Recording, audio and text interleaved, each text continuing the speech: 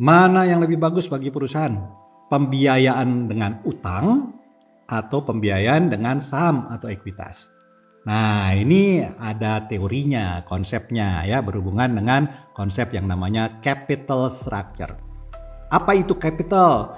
Kalau secara umum capital artinya modal, tapi maksudnya apa modal? Dalam hal ini modal yang dimaksud adalah sumber pembiayaan jangka panjang. Jadi kalau di dalam neraca tuh yang sisi pasifanya adalah utang jangka panjang dan juga ekuitas atau somewhere di antaranya juga ya. Itu ada berarti jatuh temponya panjang. Itu benar modal ya, sumber pembiayaan jangka panjang. Nah, kemudian pertanyaannya, yang mana yang lebih bagus? Modal dengan utang atau modal dengan ekuitas? Nah, ini ada pemenang Nobel Ekonomi yang sudah berapa puluh tahun lalu melakukan riset ya. Apakah ada pengaruhnya komposisi modal yang terdiri dari utang dan saham, ya, utang jangka panjang dalam ini, terhadap nilai perusahaan, gitu ya. Jadi mana yang membuat nilai perusahaan jadi lebih bagus? Jadi komposisinya seperti apa? Apa banyakkan utangnya atau banyakkan sahamnya? Nah, mereka melakukan risetnya dengan berbagai teori yang pada saat itu. Kemudian ternyata kesimpulannya apa? Jadi kalau misalnya gini ya, nah, sama-sama total modalnya 100 dan tidak berubah total modalnya, cuma komposisinya aja yang berubah. Tadinya 100-nya itu terdiri dari 0 utang dan 100 saham, kemudian berubah menjadi 20 utang dan 80 saham, kemudian berubah menjadi 50 utang, 50 saham, berubah jadi 80 utang, 20 saham, sampai ke 95 utang dan 5 saham. Tapi totalnya tetap 100 ya, modalnya tetap sama ya dari neracanya. Pertanyaannya, masa depannya nilai perusahaan kan itu nilai tentang prospek masa depan. Itu menghasilkan cash flow-nya, mana yang lebih bagus? Yang utangnya sedikit atau bahkan nol, atau yang utangnya banyak gitu ya. Nah, dengan total capital nggak berubah ya. Nah, pertanyaannya itu biasanya akan membingungkan orang. Ada 3 pilihan kan? Pilihan A, dengan makin banyaknya porsi utang meskipun total modalnya tetap sama, maka nilai perusahaan akan naik. Yang kedua, nilai perusahaan justru malah turun. Ingat ya, nilai perusahaan adalah cash flow yang dihasilkan di masa depan oleh perusahaan bagi pemberi modalnya. Pemberi modal itu adalah utang dan ekuitas ya. Dan bisa juga tengah-tengah kan, tidak ada pengaruhnya ya. A naik, B tidak ada pengaruh, C justru turun. Coba Anda tebak. Tebakan Anda mana? A, B, atau C. Jadi dengan naiknya rasio utang terhadap modal, itu apakah nilai perusahaan akan naik, akan datar, atau turun? A naik, B datar, C turun ya. Nah, kalau saya ulangin ya, sumbu horizontalnya adalah rasio utang dengan total modalnya nggak berubah. Kemudian sumbu vertikalnya adalah nilai perusahaan, yaitu present value atau nilai sekarang dari cash flow yang dihasilkan oleh perusahaan bagi pemberi modalnya. Ingat, modal terdiri dari 2 ya. Modal adalah utang dan adalah ekuitas. Nah, biasanya kalau ditanya A, B, C, banyak yang jawabnya atau A atau C. Jawaban yang benar mana? Ternyata menurut Franco Modigliani dan Merton Miller, mereka dapat penghargaan Nobel Prize di bidang economic science ya.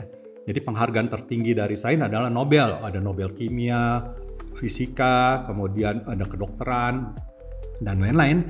Tapi yang relevan bagi kita adalah Nobel di bidang ekonomi ya. Nah, itu mereka setelah melakukan riset, kesimpulannya bukan yang A yang naik, C turun, tapi justru B yang datar ya. Jadi tidak ada pengaruhnya struktur modal atau komposisi antara utang sama ekuitas dengan nilai perusahaan di masa depan gitu ya. Nah, nilai perusahaan adalah prospek masa depan yang dihitung value-nya sekarang gitu ya. Kenapa bisa begitu? Nggak mungkin dong. Mestinya sih ada bedanya perusahaan yang utangnya cuma 2-3% dari modal dengan yang 99% nggak mungkin sama kan? Tapi kenapa bisa tidak berpengaruh? Nah, tapi harus ada ininya. Ada if, kan teori itu harus ada if-nya dengan kondisi seperti ini, dan prediksinya seperti ini. Nah, yang menghasilkan garis yang datar itu ada kondisinya. Kondisinya adalah ada banyak itemnya, bahwa pasar modalnya perfect, sempurna, tidak ada biaya transaksi, tidak ada kesenjangan informasi, tidak ada moral hazard, ya. Dengan demikian nanti juga hal-hal yang lainnya itu menyusul gitu ya. Jadi ibaratnya kalau kita berada dalam dunia yang ideal, nggak ada pajak, nggak ada information asymmetry, tidak ada transaction cost, tidak ada moral hazard dan lain, maka kejadiannya adalah datar. Loh kok bisa menang hadiah Nobel? Iya, itu kan karena kondisinya itu. Dalam kenyataan dunia kan nggak begitu. Nah, kenapa mereka bisa menang Nobel? Karena mereka berhasil mengidentifikasi faktor-faktor yang akan mempengaruhi nilai perusahaan kalau ada faktornya itu ternyata muncul yang tidak ideal ya. Nah, seperti itu. Jadi sekali lagi jawabannya kalau faktornya ideal semua adalah datar. Lalu yang tidak datar gimana? Nah, pertama faktor pajak. Kalau pajak itu maksudnya ini adalah pajak dari laba perusahaan ya. Jadi kalau dilihat laporan rugi laba paling atas adalah revenue ya. Kemudian biaya-biayanya baik biaya operasi, kemudian dapat EBIT ya, bukan EBIT GAD nih ya. Earning before interest dan tax. Ya, laba sebelum dikurangi biaya bunga dan pajak. Setelah EBIT baru hitungan biaya bunganya ya. Kalau kita punya utang ada harga sewa utangnya itu bunganya, I-nya interest, dari EBIT dikurangin I baru dapat earning before tax. Dari situ akan hitung pajak ya, baru dapat earning after tax. Nah, bagiannya modal yang mana? Earning after tax sama yang I-nya tadi ya. I untuk yang pemegang utang, earning after tax untuk pemegang saham. Nah, ceritanya begitu.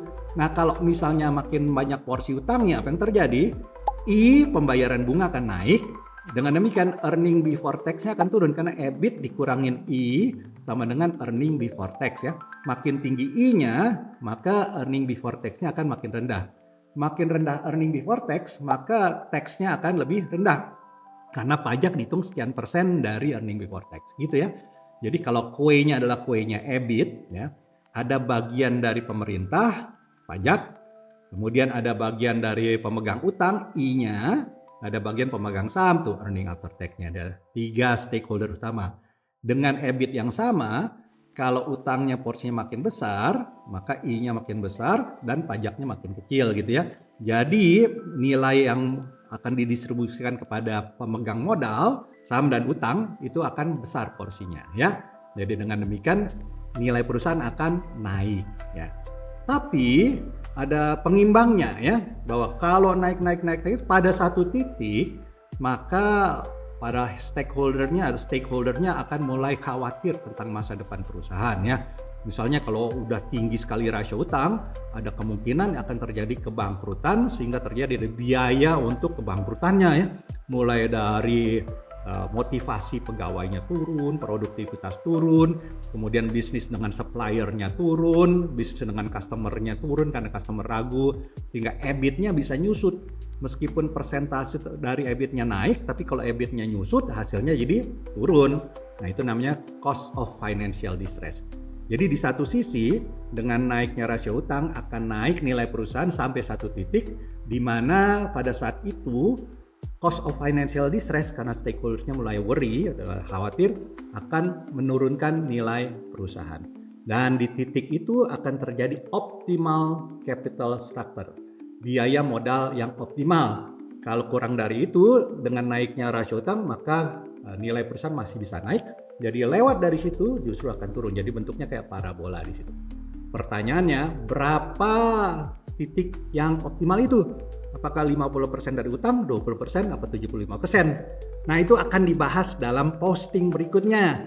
Jadi berapa titik optimalnya? Apa yang mempengaruhinya?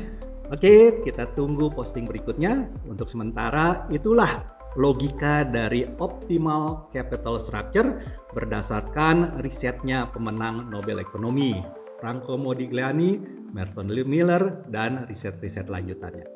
Demikian penjelasannya, semoga bermanfaat. Salam.